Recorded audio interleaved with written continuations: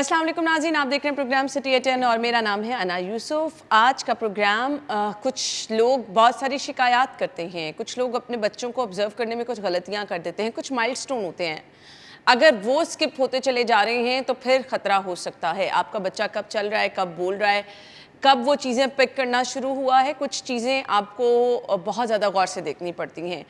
फिर कुछ बात करेंगे स्पेशल नीड्स के जो बच्चे होते हैं उनके हवाले से भी, आपको उनको किस तरह उनकी केयर करनी है, उनके खाने पीने का ख्याल रखना है, उनके बिहेवियर को मॉनिटर करना है। हमारे साथ जी डॉक्टर अफाफ मंजूर साहिबा मौजूद हैं, कंसल्टेंट हैं जी स्पेशल नीड्स के हवाले से। जो बच्चे होते हैं जी उनको ख़ास तौर पर देखती हैं। हमने स्टार्ट करना है बच्चों की स्पीच थेरेपी और बच्चों की कुछ ऐसी प्रैक्टिसेस जिनको हम इग्नोर कर देते हैं लेकिन नहीं करना चाहिए। तो डॉक्टर अफाफ को प्रोग्राम में खुश आमदीद कहेंगे। अस्सलाम वालेकुम। अस्सलाम वालेकुम, कैसी हैं आप? आप ठीक ठाक हैं? अच्छा, आज का हमारा टॉपिक ना 2-3 चीज़ों पे हमने रखा है। ख़ास तौर पर हमने बात करनी है कुछ माइलस्टोन होते हैं ना बच्चों के, जिनको हम इग्नोर कर देते हैं।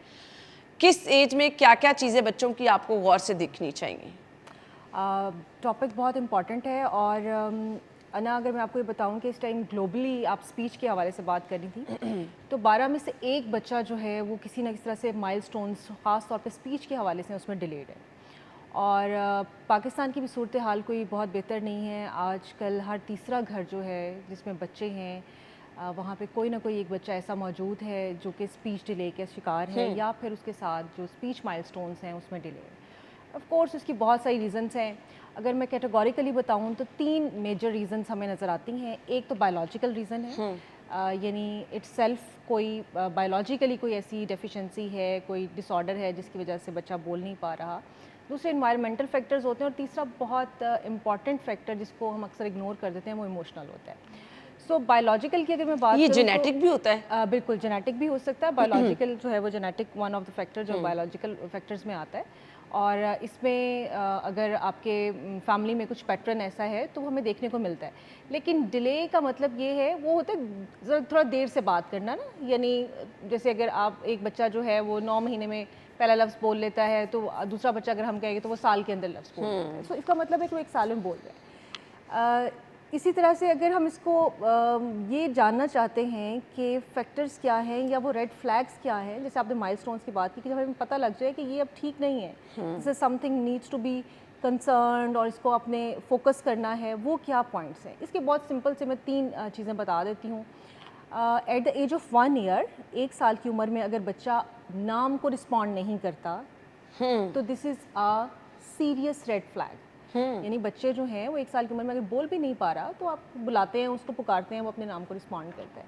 सो this is a very serious thing. दूसरी चीज़, 2 साल की उम्र में अगर आपके बच्चे के पास 50 वर्ड्स की वोकैबुलरी नहीं है।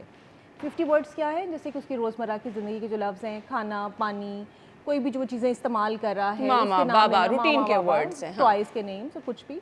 अगर वो 50 वर्ड्स उसके पास 2 साल की उम्र में नहीं है तो this is again a red flag.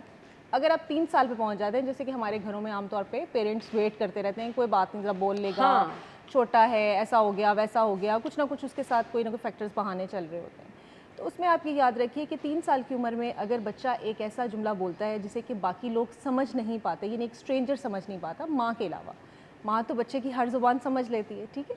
सो जैसे कि मैं आप मिली हूँ, किसी बच्चे से आप मिले हैं और एक गुफ्तगू कर रहे हैं और एक जुमला बच्चे का समझ नहीं आ रहा, तो इसका मतलब है कि this is a serious thing that we need to address. और इसको आपको फौरी तौर पर जो है वो स्पेशलिस्ट से रब्ता करना चाहिए, इसको इग्नोर नहीं करना। अच्छा, इस पे कुछ मिथ्स हैं। बच्चे को बादाम खिलाएं जल्दी बोलना शुरू हो जाएगा, कैंची वाला पानी पिलाएं, ऐसे वाकई होता है? देखिए नहीं, कैंची वाले पानी का तो मुझे बिल्कुल नहीं आइडिया कि कैंची वाले पानी से मैंने सुने लोगों से ये। बड़ों की ज़ुबान हो सकता है तेज़ होती हो, छोटे बच्चों की तो नहीं हो सकती।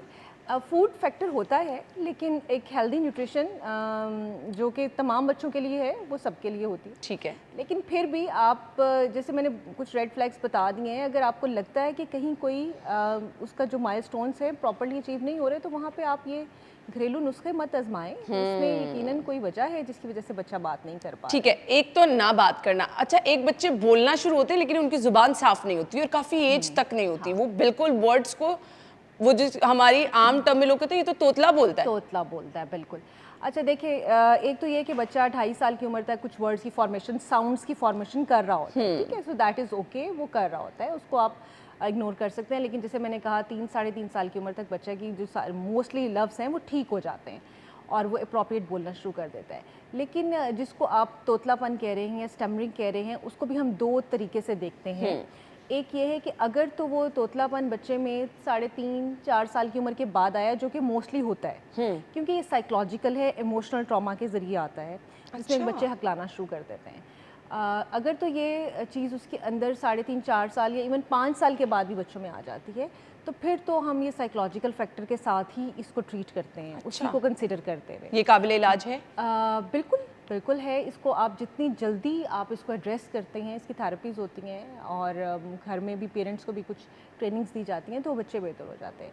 लेकिन अगर 3 साल से पहले बच्चों के अंदर ये चीज़ है, तो उसका मतलब बाकायदा तौर पे कोई डिसऑर्डर है और उसकी रीज़न्स जो हैं वो साइकोलॉजिकल या इमोशनल से ज़्यादा बायोलॉजिकल होती हैं। तो फिर उसकी ट्रीटमेंट उसके मुताबिक होती है। एक बच्चे में अगर ये चीज़ है तो ये बाकी बच्चों में भी हो सकती है? देखिए, अगर तो आपके जेनेटिक्स में है तो हो सकती है, बिल्कुल हो सकती है, इसमें कोई राय नहीं है। ठीक है, तो आपको इन चीज़ों को डिले नहीं करना है जी। ख़ास तौर पर अपने बच्चे की स्पीच पे आपने ध्यान रखना है, किस एज में क्या बोलना शुरू है। अच्छा, ऐसा है, कुछ लोग कहते हैं इसकी माँ तो शुरू से इससे बहुत बातें करती थी, छोटा सा था तो इससे बातें करती चली जाती थी, इसलिए ये बच्चा जल्दी बोल पड़ा है, ऐसा भी होता अच्छा, है? इसमें ये आपने बड़ा अच्छी बात की है। जो अक्सर स्पीच डिले में हमें एक बहुत कॉमन चीज़ नज़र आती है ना, वो मदर्स का गिल्ट नज़र आता है। मतलब बच्चा बात नहीं कर रहा तो parents are very much in guilt. एक और चीज़ मैं यहाँ पेरेंट्स के लिए क्लियर करना चाहती हूँ, क्योंकि मेरे पास जब पेरेंट्स आ रहे होते हैं तो वो जैसे फॉर एग्जांपल कम्युनिकेशन का प्रॉब्लम है, कि पेरेंट्स कहेंगे स्पीच का प्रॉब्लम है, बच्चा बोल नहीं रहा। देखिए, स्पीच है साउंड्स प्रोड्यूस ना कर पाना, लफ्ज़ ना निकाल पाना, दैट इज़ स्पीच।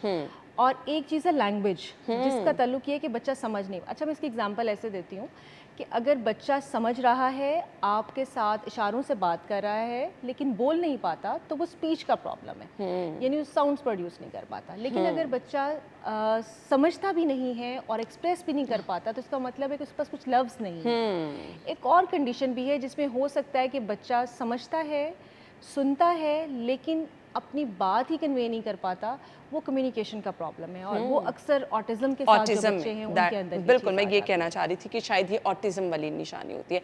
अच्छा, हम ब्रेक की तरफ जा रहे हैं, ब्रेक के बाद वापस आते हैं तो गुफ्तगू का सिलसिला आगे बढ़ाएंगे, हमारे साथ रहिए।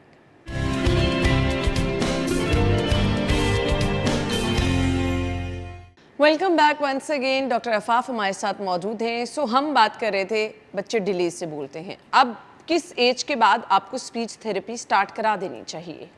देखिए, स्पीच थेरेपी से पहले एक बड़ा इम्पॉर्टेंट स्टेप है, विच इज़ असेसमेंट। अच्छा, असेसमेंट से मुराद ये है कि बच्चे की जो होलिस्टिक डेवलपमेंट है, यानी जो उसकी ओवरऑल डेवलपमेंट है, उसकी बाकायदा तौर पर एक उसका जायज़ा लिया जाए, उसको असेस किया जाए कि वो कहाँ कहाँ पे लेकर है। बाज़ का जैसे हमने कहा कि आपको आइडेंटिफाई करना होता है ना, कि मसला स्पीच का है, लैंग्वेज का है, कम्युनिकेशन का है, कोई और प्रॉब्लम है। So the first step that you need to do is assessment. और असेसमेंट आपको हमेशा एक अच्छी जगह से करवानी चाहिए, ऑथेंटिक प्लेस से करवानी चाहिए, जहाँ पे एक्सपर्ट्स हैं और वो उसको देख सकें। असेसमेंट का फ़ायदा क्या होता है? देखिए, असेसमेंट से 2 चीज़ें आपके सामने क्लियर होती हैं। एक तो आपको पता चलता है, डायग्नोसिस हो जाता है कि प्रॉब्लम क्या है, is it a speech problem, language problem और कम्युनिकेशन प्रॉब्लम। जैसे कि मैंने आपको बताया कि रीजंस भी थोड़ी आइडेंटिफाई हो जाती हैं। और दूसरी चीज़ जो है, आपको बच्चे का करंट लेवल ऑफ परफॉर्मेंस पता चल जाता है। उसका मतलब ये है कि पता चल गया कि बच्चे की उम्र जो है वो 1.5 साल है और बच्चा जो अपने नॉर्मल माइलस्टोन्स जिसका आप जिक्र कर रही थी, क्या वो वहाँ पे फॉल कर रहा है या नहीं कर रहा। फिर जब हमारे पास कोई असेसमेंट के रिजल्ट्स आते हैं, उसके बाद जब आप थेरेपी प्लान करते हैं, तो दैट वर्क्स मोर बेटर। हमारे यहाँ पे कल्चर ज़्यादा ये है, आई एम सॉरी, बड़ी प्रैक्टिसेस अजीब सी हैं, फौरी तौर पे जाते हैं और बगैर तहकीक किए, बगैर डायग्नोसिस किए आप कहीं से भी स्टार्ट करवा दी थेरेपी, उसका कोई फ़ायदा नहीं।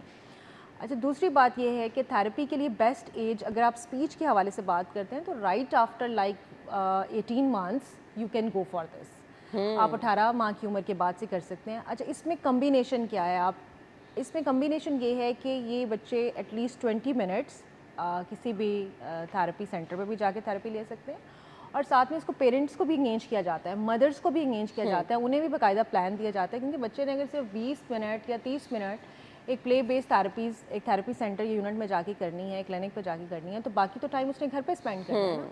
तो उसमें पेरेंट्स के साथ जो ट्रेनिंग सेशंस हैं वो भी किए जाते हैं, पेरेंट्स को भी बताया जाता है, गाइड किया जाता है, होम बेस्ड प्लान्स होते हैं। और पेरेंट्स ये याद रखें कि parents are the best therapists. जितनी बेहतर वो चीज़ें कर सकते हैं, जैसे हम अभी बात कर रहे थे, ब्रेक में भी बात कर रहे थे कि एनवायरमेंटल फैक्टर्स बहुत ज़्यादा मैटर करते हैं। आपने घर का स्ट्रक्चर कैसा बनाया हुआ है, आपके घर में स्पीच के लिए उसको कितनी अपॉर्चुनिटीज़ दी जाती हैं, वो कितनी बात कर सकता अच्छा, है। अब क्या बच्चों से बातें बहुत जल्द स्टार्ट कर देनी चाहिए? ये भी मैटर करता है कि अच्छा माएँ बच्चों से इतनी बातें नहीं कर रही हैं, कुछ माएँ बच्चों से बहुत ज़्यादा बातें करती हैं, तो वो बच्चे ज़्यादा उनको हेल्पफुल होता है जल्दी बोलने में? देखिए, बातचीत तो बिल्कुल करनी चाहिए और माँ जो है वो ऑफ कोर्स, जैसे हम बात कर रहे थे कि गिल्ट फील करती है। बजाय गिल्ट के इस चीज़ को अंडरस्टैंड करना ज़रूरी है कि माँ का रोल बड़ा इंपॉर्टेंट है, या जो भी घर में उसके करीब हैं, फादर है या और बाकी घर वाले हैं, उनका रोल इसलिए बड़ा इंपॉर्टेंट है कि वो बच्चे की उस टाइम जो डेवलपमेंट की स्टेज है, मैं हमेशा कहती हूँ कि 3 साल से कम उम्र जो है ना, वो बहुत इंपॉर्टेंट है ना, एक हर तरह की डेवलपमेंट के लिए। तो उसमें बच्चों के साथ उसको एम्पल अपॉर्चुनिटीज़ देनी चाहिए स्पीच की, और वो इंटरेक्टिव होनी चाहिए। अभी हमारे यहाँ आजकल क्या है, जैसे हम अभी बेबी सिटर की बात कर रहे थे कि अगर पेरेंट्स आर वर्किंग तो हम कोई ना कोई घर में उनको बेबी सिटर देते हैं। अब एक लेटेस्ट टर्म आजकल यूज़ हो रही है, डिजिटल बेबी सिटर। तो हमारे बच्चे को चुप कौन करा रहा है, उसका ख्याल कौन रख रहा है? स्क्रीन। ठीक है, बच्चे के आगे आपने स्क्रीन रख दी, बच्चा फौरी तौर पे खामोश हो गया, क्योंकि उसको एक बड़ा ही अट्रैक्टिव सा कोई चीज़ मिल गई है जिसके अंदर वो खो गया है और वो खामोश हो गया। तो देखिए, स्क्रीन का इस्तेमाल जो है आपके बच्चे को खामोश करना तो सिखा देता है, लेकिन बात करना नहीं सिखाता, क्योंकि वो इंटरेक्टिव नहीं ये है। तो आपने बड़े खतरे की बात आए तो 1-1 घंटा टीवी लगा के मोबाइल फ़ोन दे के बच्चा आपका चुप देखिए, करके बैठा। अना 2 साल से पहले जो भी रिसर्च है वो ये कहती है कि बच्चे के लिए 0 स्क्रीन टाइम होना चाहिए। अगर 2 नहीं तो एटलीस्ट आप 15 माह तक, यानी उसके जो है 1.5 साल की उम्र तक का है, वो तो आप बिल्कुल उसको 0 स्क्रीन टाइम रखें। अब आप देखें कि हमारे घरों में कितना 0 स्क्रीन टाइम को फॉलो किया जाता है। अब बच्चे 2-2 घंटे स्क्रीन के सामने बैठे हुए हैं। अच्छा, फिर वो थोड़ी देर के लिए हटाया, वो फ़ौरन से सोने से पहले जो सबसे ख़तरनाक चीज़ है, माएँ लगा देती हैं। आपको याद होगा कि हमारे ज़माने में या कुछ साल पहले तक, जब तक स्क्रीन का बहुत ज़्यादा इस्तेमाल नहीं था, सोने से पहले माँ बच्चे से बातें करती थी, कोई लोरी खुद से सुनाती थी, उसका रिस्पॉन्स लेती थी। जब 2 ह्यूमन बीइंग्स बात कर रहे होते हैं तो वो इंटरेक्टिव होता है। एग्ज़ैक्टली। आप कितनी देर तक खामोश होकर सुनेंगे मुझे? नहीं सुनेंगे, आप मुझसे बात करेंगे, ठीक है? लेकिन स्क्रीन के साथ आप घंटों-घंटों भी वन वे जो है वो कम्युनिकेशन रख सकते हैं। अफ़ाफ़, मुझे ये बताइए, बच्चा कोई भी लैंग्वेज सीख सकता है? क्योंकि मेरी बहन यहाँ से ऑस्ट्रेलिया जब गई तो उसकी बच्ची 3 साढ़े 3 साल की थी और उसके घर में उर्दू बोली जाती थी। उसने बाहर जाते ही प्रॉपर अंग्रेज़ी और उनके प्रॉपर वो वाले एक्सेंट की शुरू कर दी। तो आप बच्चे को कुछ भी सिखा सकते हैं, कोई लैंग्वेज भी? देखिए, वो कहा जाता है ना कि बच्चा तो जो है वो एक क्लियर स्लेट होता है। आप उसको जो एनवायरनमेंट देंगे, environment is a factor. Speech का प्रोड्यूस होना, that is a natural instinct, यानी बोलना बच्चा अपना लेके आता है ना, वो एक सलाहियत है, एबिलिटी है जो कि नेचुरली बाय बर्थ उसके साथ आ रही है। अब लैंग्वेज उसने क्या लेनी है, वो उसको उसके एनवायरनमेंट से से आ रही है, ठीक है। वो जिस भी इन्वायरमेंट में होगा, जिस भी जगह पे होगा, वो ज़ुबान सीख लेगा। तो इससे तो फ़र्क नहीं पड़ता कि बच्चा जो है वो पाकिस्तानी माँ का है या ऑस्ट्रेलियन माँ का है, लेकिन वो जहाँ रह रहा होगा, जिस तरह वो का इन्वायरमेंट एनवायरनमेंट होगा, वो मैटर करता है। सीखेगा। आप देखिए, हमारे घरों में भी अक्सर हम कभी होता है तो हम कहते हैं कि ये वाला लफ्ज़ मैंने तो कभी इस्तेमाल नहीं किया, तो ये मेरे बच्चे ने कहाँ से बोल लिया। फिर आपको पता चलता है कि आपके घर में कोई काम वाला आ रहा है, उसने ये लफ्ज़ बोला था, या बाहर वो बच्चों के साथ खेल रहा या था तो टीवी उसने पे लफ्ज़- सुन लिया, या वहाँ टीवी से पे पिक सुन कर लिया, लिया। ठीक है। अब आप घरों में देखें कि कितना ज़्यादा हमारे बच्चे जो है वो दूसरी लैंग्वेजेस यूज़ कर रहे हैं, मतलब पूरी लैंग्वेज बच्चों ने सीखी हुई है। सही, कुछ बच्चों को स्पीच में कोई प्रॉब्लम नहीं होती लेकिन बोलते बहुत कम है। वो पर्सनैलिटी का कोई इश्यू होता है? देखिए, 2 तरीके से हो सकता है। अगर तो बच्चा कम बात कर रहा है या ओवरऑल उसकी बातचीत कम है, लेकिन जब बोलता है तो ठीक बोलता है, ठीक है? यानी उसका मतलब है कि उसको कोई स्पीच का प्रॉब्लम नहीं नहीं है, है। उसको कोई कम्युनिकेशन का प्रॉब्लम नहीं है, कोई इमोशनल ट्रॉमा है, कोई स्ट्रेस है, जिसकी वजह से वो बातचीत कम करता ये है। बहुत छोटे बच्चों में भी होता है। बिल्कुल हो सकता है, छोटे बच्चों में भी हो सकता है। 3 साल के बच्चा भी अगर स्ट्रेस में है, वो स्ट्रेसफुल एनवायरनमेंट में है और उसकी पर्सनैलिटी जो है वो सेंसिटिव है, तो वो महसूस करता है अपने एनवायरनमेंट को और उसको वैसा ही रिस्पॉन्ड करता है। वो फैक्टर हो सकता है। और अगर एक केस हम दूसरा देखें जिसमें कि हम ये देखते हैं कि बच्चा ना तो रिस्पॉन्ड कर रहा है, ना अपने एनवायरनमेंट के साथ इंटरेक्टिव है, तो वो यकीनन फिर एक डिफरेंट केस है जो कि ऑटिज़म में फॉल करता है। ऑटिज़म में फ़ॉल करता है। अच्छा, अब हमने ऑटिज़म की तरफ भी बढ़ना है। ऑटिज़म का शिकार जो बच्चे होते हैं, उनके इसके अलावा भी कोई सिम्पटम्स होते हैं? किस एज से पता चल सकता है कि आपके बच्चे को ऑटिज़म है? देखिए, ऑटिज़म जो है उसमें 3 बहुत क्लियर हमें जो करैक्टरिस्टिक्स हैं वो नज़र आती हैं। एक तो ये है कि बच्चा सोशली रिस्पॉन्डेंट नहीं है। यानी बच्चा बातचीत नहीं करता, इंटरेक्टिव नहीं होता। उस पे ये जैसे छोटा बच्चा है, आप उससे बहुत अच्छे से अंदाज़ा लगा सकते हैं। जैसे बच्चा 6 माह का भी होता है, आप उसको गिगल करते हैं, आप उसको बुलाते हैं, बच्चा आपको रिस्पॉन्स करता है।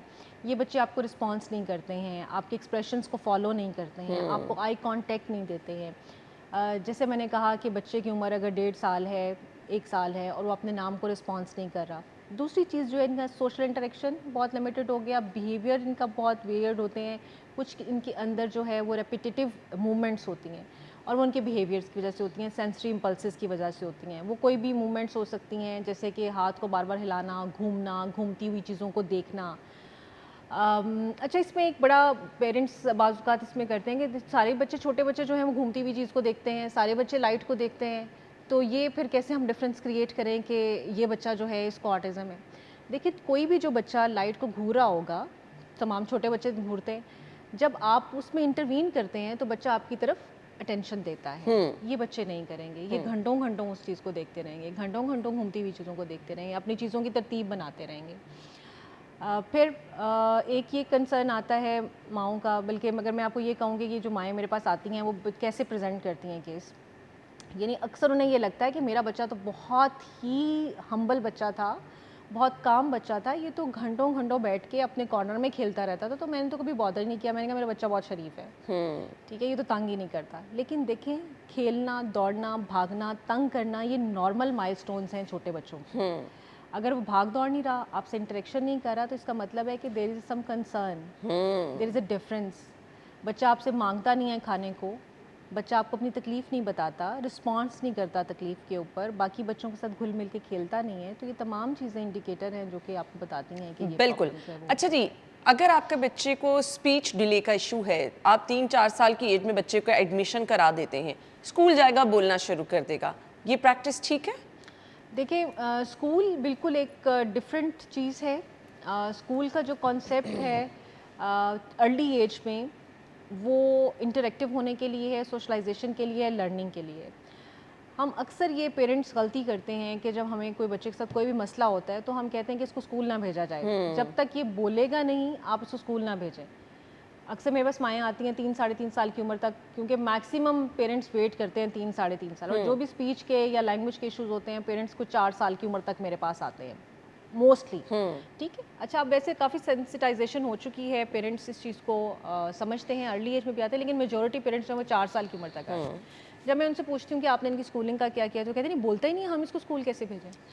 अच्छा, देखिए, बोलना एक बिल्कुल डिफरेंट एबिलिटी है। अगर आपका बच्चा 3.5-4 साल का है और उसके अंदर बाकी माइलस्टोन्स नॉर्मल हैं और वो चीज़ें कर रहा है और सिर्फ स्पीच का प्रॉब्लम है, तो आप उसको ज़रूर स्कूल भेजें, क्योंकि स्कूल जाएगा तो वो इंटरेक्टिव होगा, उसकी सोशलाइजेशन होगी, वो बोलना सीखेगा। सही। हाँ, इसमें स्कूल का रोल बड़ा इंपॉर्टेंट है कि वो बच्चे को रिस्पॉन्स कैसे करता है। जैसे कि बहुत सारे फैक्टर्स होते हैं, जब बच्चा कोई डिफरेंट एबिलिटीज़ के साथ होता है तो उसमें बुलिंग का एक फैक्टर आ जाता है। उन चीज़ों का ख्याल रखना, सेंसिटाइजेशन करना क्लासरूम में कि हमारी क्लास में एक डिफरेंट बच्चा है और उसको बाकी बच्चे कैसे रिस्पॉन्स करते हैं, टीचर उसके मसले को कैसे समझता है। ऐसा तो नहीं है कि बार बार पेरेंट्स को बुला के कि आपके बच्चे को तो पढ़ना ही नहीं आता।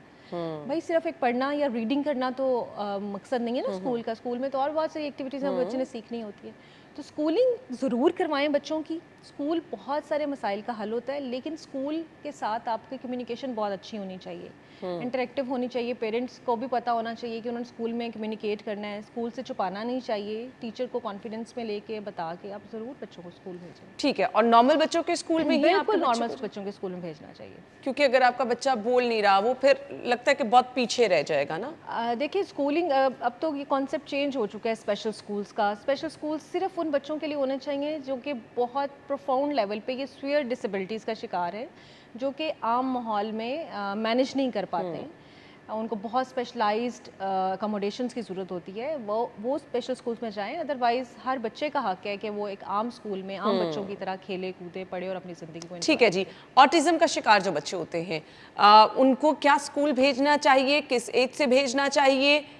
क्योंकि वो तो चीज़ों को समझ रहे होते हैं, और कुछ बच्चे मैंने देखे हैं ऑटिज्म का शिकार, वो बहुत लाइक होते हैं, मतलब वो चीज़ें जो कर रहे होते हैं वो आम बच्चे नहीं कर सकते हैं। हम ब्रेक के बाद इस पर बात करेंगे, स्टे विद अस।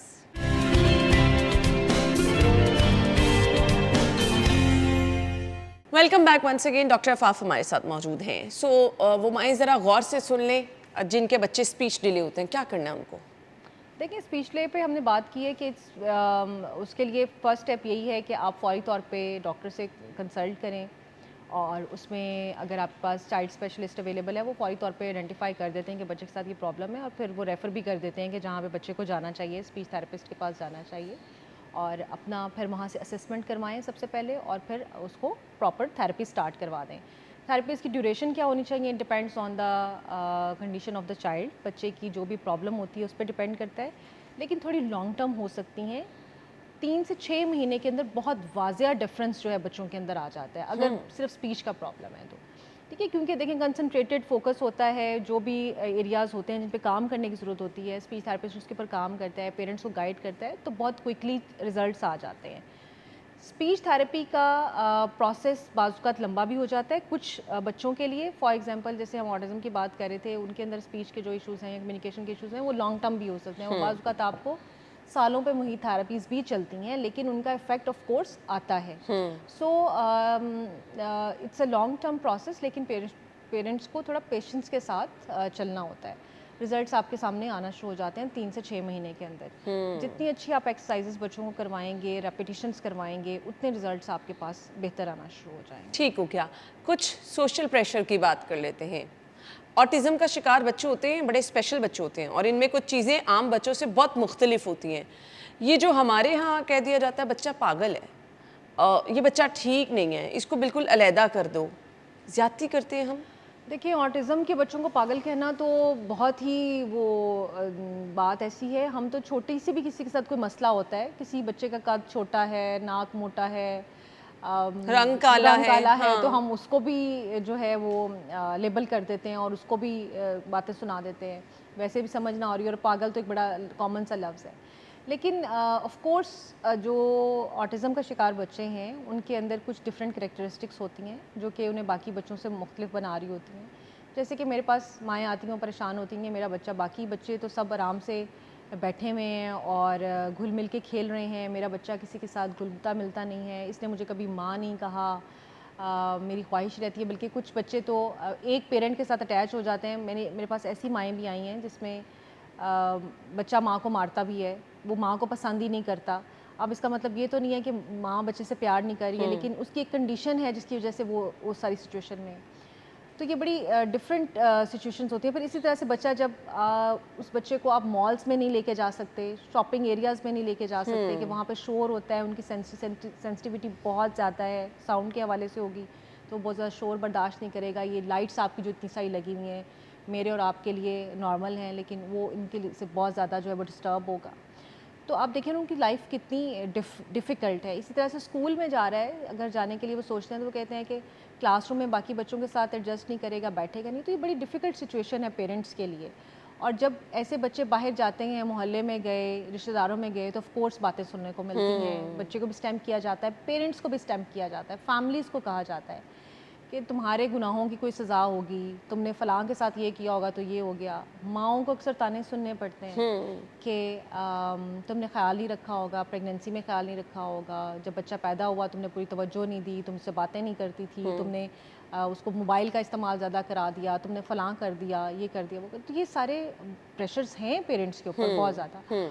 और ये भी देखा है कि जो फैमिली के पैटर्न्स हैं वो चेंज हो जाते हैं सारे के बिल्कुल सारे। ऐसे ही है। यानी एक बच्चा अगर एक डिसेबिलिटी आपकी फैमिली में आती है तो पूरी की फैमिली का स्ट्रक्चर चेंज होता है। और ऑटिज़म के साथ तो it's a long term journey, इसमें तो ऑफ कोर्स फैमिली का पैटर्न चेंज होता है। अच्छा, पेरेंट्स भी कुछ एक स्पेसिफिक टाइम पे आके थक जाते हैं, वो इलाज भी बंद कर देते हैं, ऐसे बच्चों को स्कूल भेजना चाहिए? देखिए स्कूल तो बिल्कुल भेजना चाहिए। अच्छा, ऑटिज़म का मैं बता देती हूँ, तो 3 लेवल्स होते हैं। लेवल 1 जो है that is the mildest level, जिसमें सबसे कम इफेक्ट होता है, और इसमें अक्सर हाई फंक्शनिंग ऑटिज़म आता है, जिसमें कि बच्चे बाकी स्किल्स को बहुत बेहतर तरीके से इम्प्रूव कर लेते हैं, और चंद सालों में उनकी स्पीच भी हो जाती है, बातचीत भी करना शुरू कर देते हैं, थोड़ा सोशलाइजेशन भी करना शुरू कर देते हैं, पढ़ते भी हैं, इवन बहुत अच्छा पढ़ते हैं, कॉलेज यूनिवर्सिटीज़ तक, एम्प्लॉयमेंट्स तक जाते हैं। अच्छा।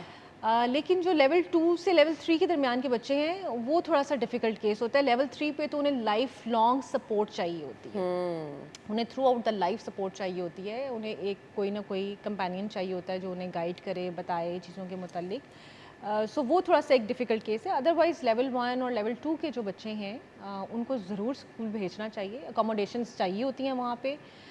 थोड़ी सी डिफरेंट जो टीचिंग स्ट्रैटेजीज़ हैं वो उनके लिए यूज़ की जाती हैं, लेकिन स्कूल उनके लिए बहुत बेहतर है। उन्हें उनकी बिल्कुल स्कूल ग्रूमिंग भेजना होती चाहिए। है। बिल्कुल होती है। अच्छा, उनकी इससे क्या socialization उनकी होती है, पर्सनैलिटी interaction में भी कोई बेहतरी आती है? बिल्कुल आती है। देखिए ना, पर्सनैलिटी क्या है, कम्युनिकेशन इज़ वेरी इंपॉर्टेंट है ना। हम जब आपस में भी बात नहीं कर पाते, जो कि हम बोल भी रहे होते हैं, तो हमारे इमोशंस बहुत मतलब इफ़ेक्ट होते हैं ना। Yes. आप बात कर लेते हैं तो आप साइकोलॉजिकली भी बेहतर फील करते हैं, इमोशनली साउंड फील करते हैं। तो अगर कोई बच्चा बात नहीं कर पाएगा तो आप देखेंगे वो इमोशनली कितना डाउन फील करेगा। कम्युनिकेशन जो है वो इमोशंस को बेहतर कर देती है, रिलेशनशिप्स को बेहतर कर देती है। सो आप उन्हें कम्युनिकेट करना सिखाना है आपने, और सीखना भी है। बिल्कुल। हो सकता है कि आप वो जो कम्युनिकेशन कर रहे हैं वो डिफरेंट हो। अब जैसे ऑटिस्टिक बच्चों की बहुत कॉमन ट्रेट है छोटे बच्चों की, जब वो बोल नहीं रहे होते तो उनका एक जो बड़ा स्पेसिफिक कम्युनिकेशन का तरीका है वो हैंड लीडिंग मूवमेंट्स हैं। यानी वो आपका हाथ पकड़ के यहाँ तक, फॉर एग्जांपल उस बच्चे ने अपनी माँ को कहना है ना कि मुझे ये कप चाहिए, तो दूसरा बच्चा क्या करेगा, जो कि हो सकता है स्पीच उसकी डिले हो, लेकिन वो जाएगा या तो माँ को इशारे से कहेगा कि मुझे ये कप चाहिए, ये जाएगा कप पकड़ लेगा। अब ये बच्चा क्या करता है, मोस्टली बच्चे ये पास आएगा माँ के या बाप के जो भी है, और उसका यूं करके फिंगर पकड़ेगा और यूं करके हाथ कप पकड़ेगा और कहेगा कि मुझे पकड़ाओ। So this is a specific trait. ये पेरेंट्स इसको आइडेंटिफाई कर सकते हैं इन ट्रेड्स को, और उससे अंदाज़ा हो सकता है। लेकिन ये जो हम सारी बातें बता रहे हैं ये सिर्फ स्क्रीनिंग के लिए हैं, यानी पेरेंट्स इसे अंदाज़ा लगा सकते हैं, उसको लेबल ना करें। आप एक्सपर्ट्स के पास जाएं, उसकी असेसमेंट करवाएं और फिर ही डायग्नोसिस करें। खुद से मतलब घर में ये सारी उसके ऊपर लेबलिंग करना भी ठीक नहीं है। हो सकता है एक कोई और डेढ़ trait साल हो। 2 साल आप किसी स्पेशलिस्ट के पास लेके गए, बाद में आपने बच्चे को छोड़ दिया कि अब ये नहीं ठीक हो सकता, ये प्रैक्टिस कैसी है? अच्छा, ये अक्सर तब होती है जब पेरेंट्स एक्सेप्ट नहीं कर रहे होते। पेरेंट्स के लिए ऑफ कोर्स बड़ा मुश्किल है अपने बच्चे के लिए एक्सेप्ट करना कि वो कोई डिफरेंट नीड के साथ है, उसके साथ कोई मसला है। लेकिन कुछ पेरेंट्स जो कि मुसलसल एक निगलेक्ट की कंडीशन में रहते हैं, वो फिर थक जाते हैं ना। मतलब आप भाग दौड़ करते हैं, इधर भी भाग रहे हैं, उधर भी भाग रहे हैं, बहुत ज़्यादा रैंडम भाग दौड़, और डॉक्टर आपको बता रहा है आपके साथ बच्चे के साथ ये मसला है, आप कहते हैं नहीं नहीं ये डॉक्टर ही ठीक नहीं है। फिर आप दूसरे की तरफ भागते हैं, वो बताता है कि ये मसला है, वो कहते हैं नहीं ये भी ठीक नहीं है, इसने तो मेरे बच्चे के साथ ये कर दिया, मैं कैसे करवाऊँ। अच्छा, वो कहते हैं कि कोई ना ऐसा जादू हो जाए कि सारे बच्चे तो ठीक हो जाते हैं, तो ऑटिज्म का बच्चा क्यों नहीं ठीक हो रहा। तो फिर वो दूसरी तरफ भी जाते हैं कि हम कोई तावीज़ करवा लें, कोई दम करवा लें, ये करवा लें, वो करवा लें। तो वो मल्टीपल जो एफर्ट्स बहुत ही डिफरेंट डायरेक्शंस में कर रहे होते हैं, उसकी वजह से वो थक जाते हैं। बिल्कुल और वो ऐसे फिर ही एक है। टाइम पे आके छोड़ देते हैं। वो पेरेंट्स जो कि फोकस्ड होके विद द डायरेक्शन गाइडेंस के साथ एक प्रॉपर तरीके से चल रहे होते हैं, वो फिर एक लॉन्ग टर्म जर्नी को लेके चल लेते हैं, और एक्सेप्ट कर लेना कि this is part of our life. हाँ, फिर आपको उसको समझना है, और वो उसको वाकई समझना फिर है एक और लॉन्ग उसको टर्म अपनी जर्नी फैमिली है। का एक पार्ट बना लें, अपने फैमिली को स्ट्रक्चर को वैसे सेट करें, बाकी बच्चों को ट्रेन करें, हस्बैंड वाइफ आपस में सेटलमेंट करें कि तुमने इतना वक्त देना है, मैंने इतना वक्त देना है। देखिए ना, एक प्रॉपर वो सारी फैमिली। थोड़ा सा आपका बच्चा नॉर्मल लाइफ की तरफ तो मेरे आना शुरू हो पास जो जाता है। पेरेंट्स आते हैं, why my success rate is much better, क्योंकि मेरा थोड़ा सा प्रोसेस ये है, मैं इसी को ही फॉलो करती हूँ कि सिर्फ बच्चों को नहीं बल्कि इसमें फैमिली काउंसलिंग बहुत मैटर करती है। सो पेरेंट्स को गाइड किया जाता है, उन्हें बताया जाता है कि आपने सारी चीज़ों को कैसे देखिए ना, handle आपके करना है, पास उसके एक मुताबिक। मरीज भी अगर घर में है ना, अगर आप उससे भी उकताना शुरू हो जाएंगे तो वो मरीज भी मजीद उसके बिहेवियर में भी चेंज आएगा, वो बीमार होना शुरू हो जाएगा। अगर आप उसको केयर करेंगे, अच्छा इन्वायरमेंट मिलेगा, तो उसमें भी आपको बेहतरी नज़र आना शुरू हो जाएगी। अच्छा, एक और चीज़ है, हम अपने इर्द गिर्द कुछ बच्चों को देखते हैं बहुत हाइपर एक्टिव होते हैं, बोले चले जा रहे होते हैं, बड़े एक्टिवली हर चीज़ में प्ले कर रहे होते हैं, बैठते नहीं हैं, दौड़ते रहते हैं। ये तमाम चीज़ें ना बच्चों को बाकी आम बच्चों से डिफरेंट बना रही होती हैं।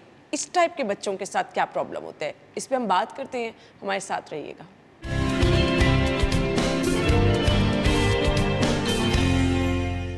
Welcome back once again. अच्छा, कुछ नॉर्मल बिहेवियर बच्चों के होते हैं, लेकिन पेरेंट्स परेशान हो रहे होते हैं कि बच्चा हाइपर एक्टिव बहुत है। आजकल बच्चे वैसे ही मुझे लगता है सोशल मीडिया की वजह से ना एक जगह पे बैठना नहीं, दौड़े लगाना, मतलब हमें पेरेंट्स डांटते होते थे, सुकून से बैठ जाते थे। नहीं, आजकल बच्चे हाथ में कुछ ना कुछ पकड़ा हुआ है, क्लासरूम में बोलते चले जा रहे हैं, टीचर्स चुप्पी करा रही हैं। नहीं, ये कुछ बच्चों के अंदर होता है कि बड़ा एक्टिवली परफॉर्म कर रहे होते हैं, कुछ बच्चे हाइपर एक्टिव होते हैं। ये नॉर्मल होता है? देखिए एक्टिव होना तो नॉर्मल है, जैसे कि मैंने पहले कहा कि भागना दौड़ना खेलना कूदना ये नॉर्मल होने की निशानी है बच्चों की। जैसे बच्चा 6-7 साल का है, 8 साल का बच्चा है, तो उसके अंदर एनर्जी ज़्यादा होती है। और आजकल हमें बच्चे ऐसे घरों में उछलते कूदते या ऐसी हरकतें करते क्यों नज़र आ रहे हैं? इसलिए नज़र आ रहे हैं कि उन्हें वो प्ले ग्राउंड्स अवेलेबल नहीं है, उन्हें वो फैसिलिटीज़ अवेलेबल नहीं है जहाँ पे वो अपनी एनर्जीज कंज्यूम कर सकते थे। यानी बच्चा अगर 20 मिनट साइकिलिंग करके आता है तो उसके बाद आके देखेंगे बच्चा ज़रूर टिक के बैठेगा। अब जब सारा दिन आप बच्चों को घर में एक कमरे में 2 कमरों में कैद रखेंगे तो बच्चों ने अपनी एनर्जी सोफ़ों पे ही निकालनी है ना, इधर से उछले उधर से उछले। तो इट्स नॉर्मल, ऐसी कोई बात नहीं है। आप उन्हें ये सारी चीज़ें एंजॉय करने दें, उन्हें घूमने फिरने भागने दौड़ने दें, बातें भी वो करेंगे, अगर करते हैं तो बहुत अच्छी बात है। अच्छा, हाइपर एक्टिव होना एक डिफरेंट कंडीशन है। हाइपर एक्टिव बच्चे जो हैं, खैर उनका कोई आईक्यू का मसला नहीं होता, they are good in IQ, लेकिन उनके अंदर कुछ इम्पल्सेस होते हैं, कुछ रिस्पॉन्सेज उनके बहुत क्विक होते हैं। वो आपकी बात को काटेंगे, आपकी बात को निगलेक्ट भी करेंगे अगर आप उनकी बातचीत में देखते हैं। इसी तरह से उनको टिक के बैठना बहुत मुश्किल होता है। इसकी मैं आपको एक क्विक बता देती हूँ कि आप आइडेंटिफिकेशन कैसे कर सकते हैं। देखें, जो एक्टिव बच्चा है वो भागने दौड़ने के टाइम तो भागे दौड़ेगा, लेकिन खाना खाते हुए आराम से बैठ के खाना खाएगा। हाइपर एक्टिव बच्चा जो है वो खाना भी आराम से बैठ के नहीं खाएगा, वो एक नवाला लेगा और फिर दौड़ लगा के आएगा और फिर पूरा दौड़ के आके फिर दोबारा। इसी तरह से वो, अगर आप उन्हें कोई टीवी पे कोई स्क्रीन पे कोई चीज़ दे रहे हैं, कोई इंटरेस्ट की चीज़ है, तो वो 5-7-8 मिनट बच्चे आराम से बैठ के वो एक्टिविटी कर लेते हैं। ये बच्चा नहीं कर पाता, इसका फोकस नहीं होता।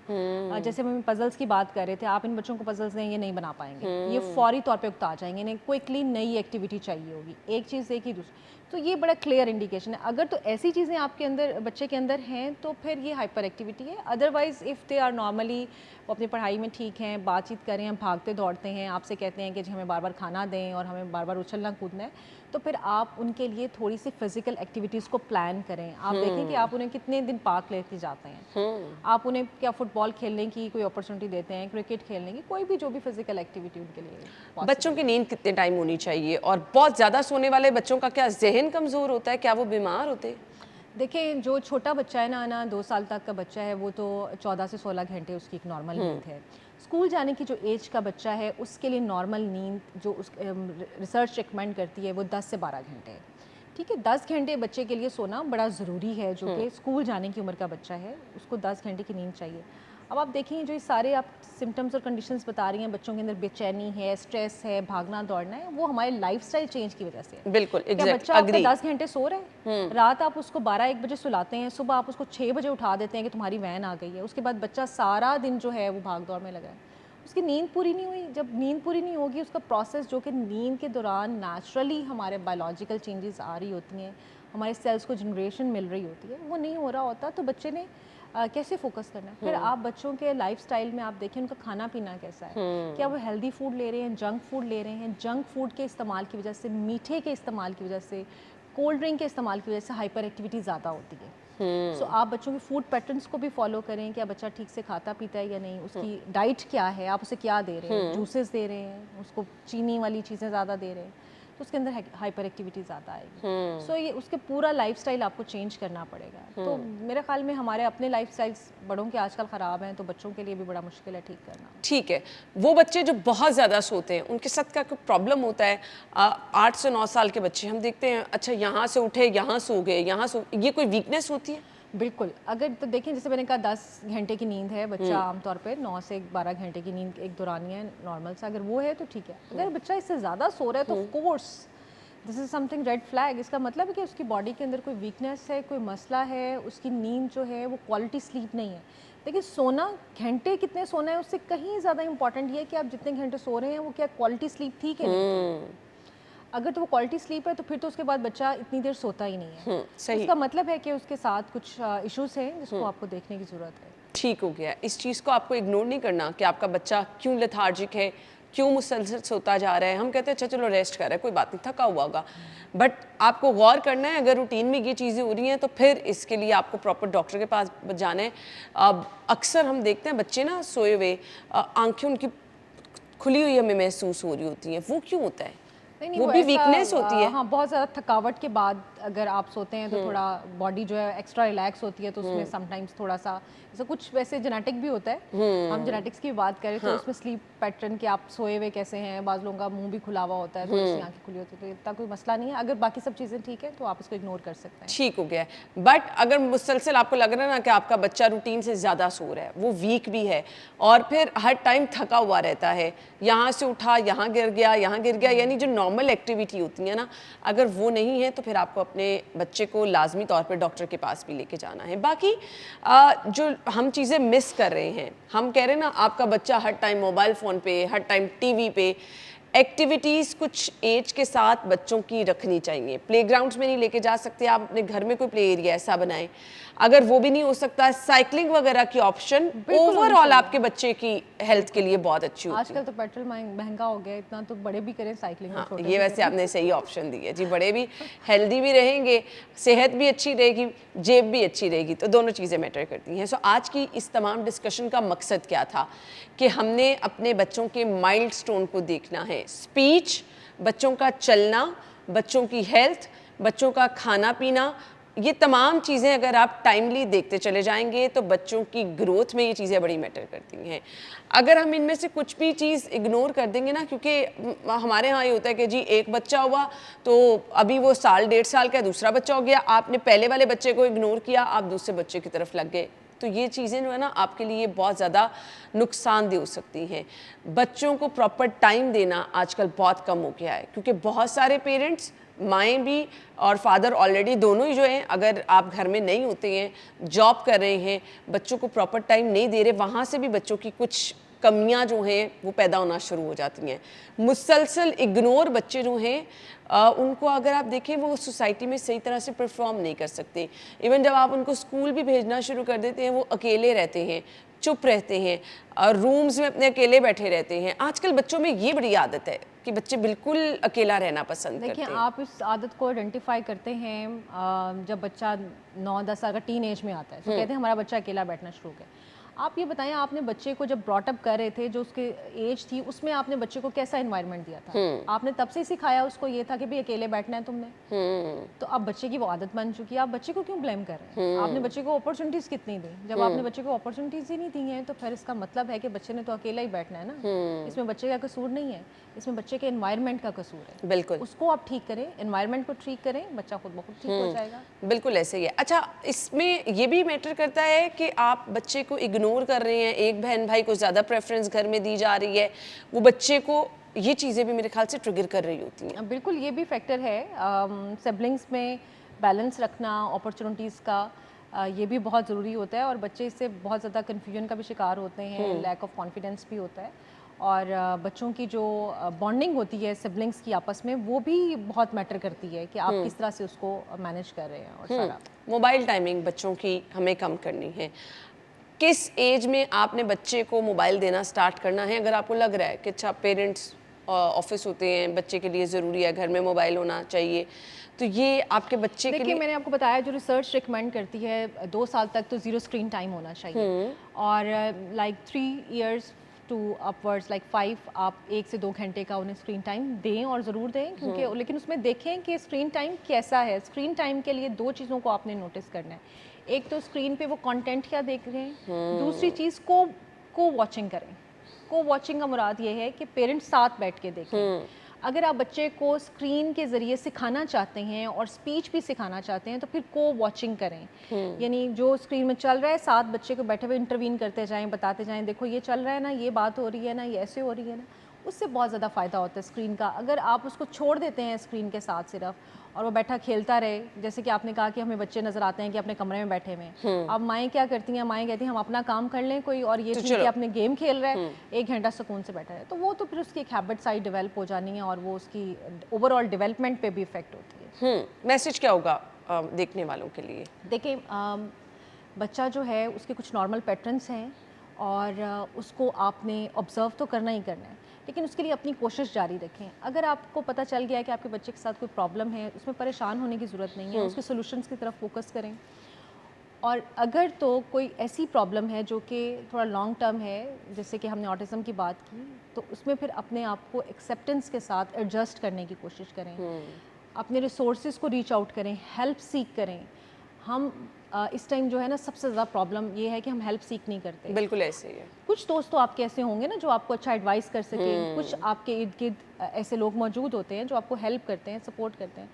तो ज़रूर सपोर्ट लें, दोस्तों से सपोर्ट लें, जो आपके कोई रिलेटिव्स अच्छे हैं उनसे सपोर्ट लें। सोशल मीडिया के थ्रू जो है वो आप जानने की और समझने की कोशिश करें, एक्सपर्ट्स तक पहुँचें और प्रॉपर डायग्नोसिस के साथ अपने बच्चे की जो भी रिहैबिलिटेशन की प्लानिंग है वो करें, उससे आपको फिर फ़र्क नजर इसके लिए ना किसी माहिर डॉक्टर का होना, बिल्कुल। किसी एक्सपर्ट का होना बहुत ज़रूरी है। आपको बच्चे को इमोशनली भी देखना है, आपको बच्चे को फिजिकली भी देखना है, हेल्दी होना चाहिए आपका बच्चा, और साथ साथ उसकी वो ग्रोथ के साथ जो चीज़ें लाजमो मलजूम है, टाइम बड़ा ज़रूरी है इस तरह के बच्चों के लिए। तो प्लीज़ वो ज़रूर निकालें और अपने बच्चे को अच्छे डॉक्टर के पास लेके जाएं। थैंक यू सो मच इफ़ाफ़, आपके टाइम का बहुत बहुत शुक्रिया। हमें इजाज़त दीजिए, अल्लाह हाफ़िज़।